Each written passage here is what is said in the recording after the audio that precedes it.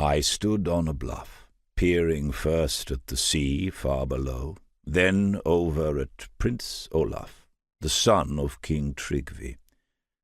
Beneath the amber bangs that danced on his forehead, Olaf's blue eyes were alight, and his cheeks round from his smile. I knew why he looked so. I had seen him thus several times before.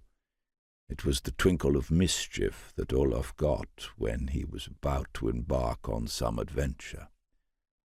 I hated that look, for it usually involved me, and more often than not it landed me in trouble. This adventure was no different, and my stomach roiled with misgivings. For Olaf was only 8 winters old, and I only 12. And the drop to the sea was farther than I remembered it being. My name is Thorgil, son of Thorolf, the lord of an island on the coastline of Vingulmork in the Ostfold called Jarl, which my father had earned in his service to the king.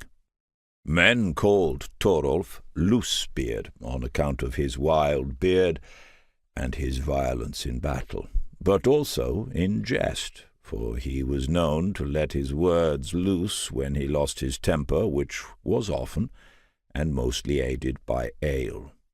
I suppose I inherited that temper, though I needed no ale to stoke it. My father once told me that he had known little peace in his life, and I believed it.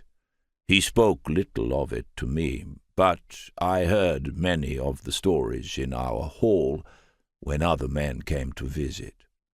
Decades before my birth, my father had joined Jarl Trygvi's men in helping the good King Hakon drive Erik Bloodaxe from the land. He had been no more than a boy then. While Erik's removal had brought some peace to the realm, there was never truly any rest from the fighting. Incursions from the land-hungry Danes and marauding sea kings kept the men of Vingulmork in a constant state of battle, which I suppose had much to do with my father's temper. When I was 7 winters old, the sons of Erik Bloodaxe returned to the north with vengeance in their hearts and a will to see it through. After many battles, and with the help of the Danes, they finally slayed King Hakon, and took the high seat for their own. Not a fortnight after Hakon's loss, my own mother, a raven-haired, green-eyed woman from a land far to the west, took ill and died.